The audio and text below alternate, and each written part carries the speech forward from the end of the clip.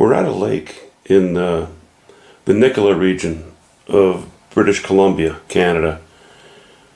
It's getting late in the fall, and the snows haven't arrived yet, but it's beginning to freeze at night. So first thing in the morning you see this skiff of ice over the lake, and after a while the majority of the lake gets covered with this skiff of ice. It's only fractions of an inch or an inch thick or what have you, and every morning it starts to break up where you get these cracks in it, and the large pieces of ice tend to float around a little bit. That's kind of what I'm trying to report here. The grasslands are gorgeous in this area. They go very golden yellow, midsummer to fall. That shock of blue in the background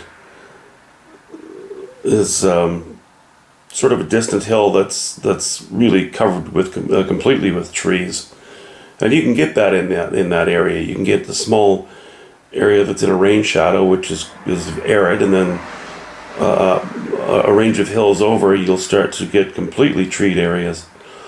I'd like to comment right away. The camera is really showing the blues in the painting.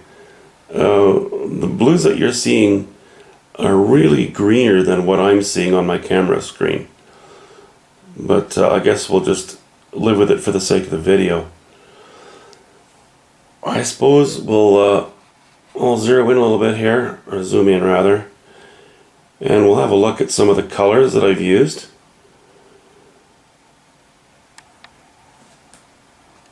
In the sky,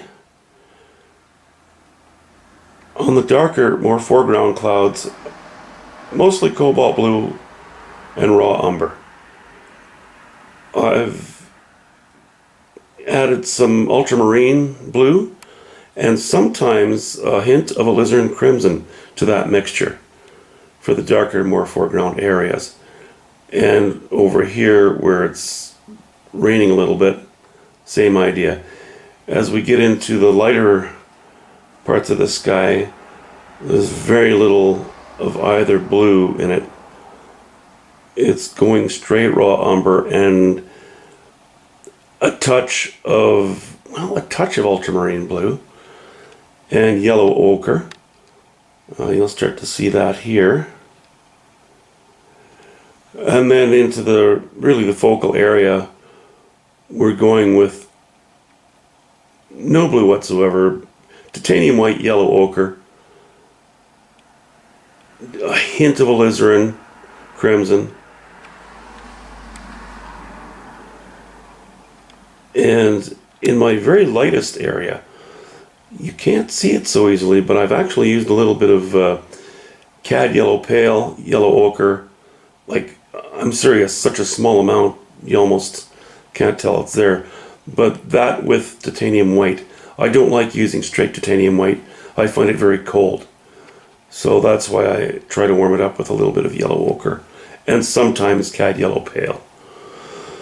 Now these hills in the distance, I don't normally have viridian green on my palette, but in this case I did add a bit. I've mixed viridian green with cobalt blue and tiny hints of burnt sienna, because although they are distant hills, they are adjacent to the focal area, so I wanted to keep them reasonably intense in color.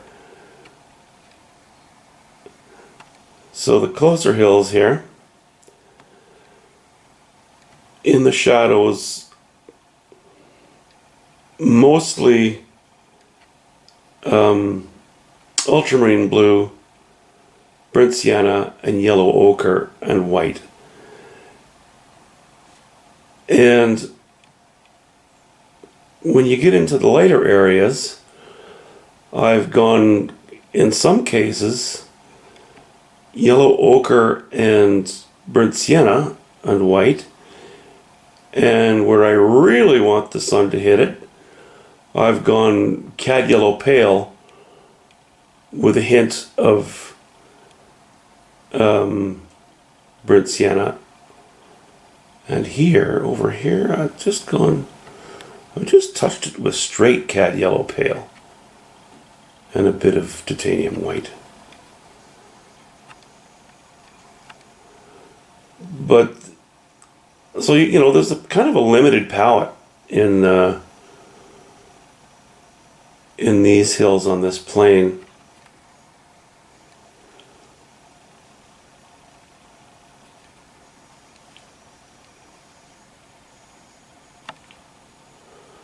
This hill, which is mostly in the shadow, ultramarine blue with bits of cobalt blue, yellow ochre, raw umber, touches of burnt sienna, even touches of alizarin crimson. These rocks on the lower left are almost straight raw umber with hints of alizarin crimson. The trunks on the trees are burnt sienna and raw umber. And white, obviously. Bit of white is in everything. All of these evergreens that I have on here are cobalt blue and burnt sienna and varying degrees of white. So how is that for a simple color mix? The important thing with those is to vary the levels of each color. But I kind of wanted to use them as silhouettes. So I didn't want to put too much light on them for the most part. Then we come on to this thin ice that's on the lake. That very light area is titanium white yellow ochre. And a very, very small amount of ultramarine blue and maybe even a hint of raw umber.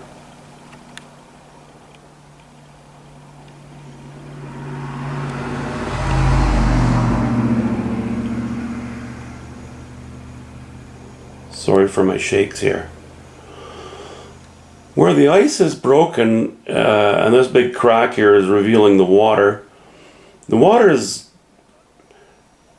almost completely ultramarine blue, raw umber, burnt sienna, hints of yellow ochre, but not much.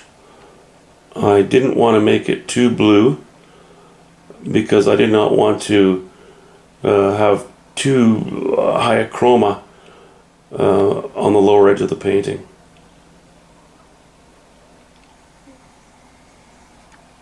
So I varied it and toned it down with, you play with these colors as you work, eh?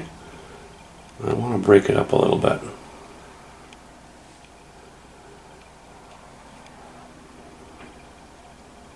That is mostly cobalt blue and raw umber.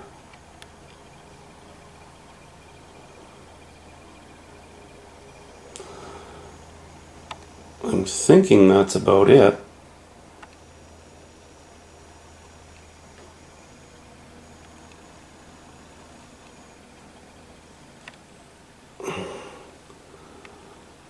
Yeah, I'm happy with that. It's just a gorgeous area. It's a beautiful part of BC.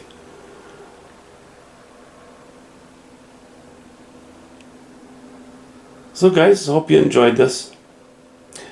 Have a good one. Thanks very much. Bye-bye.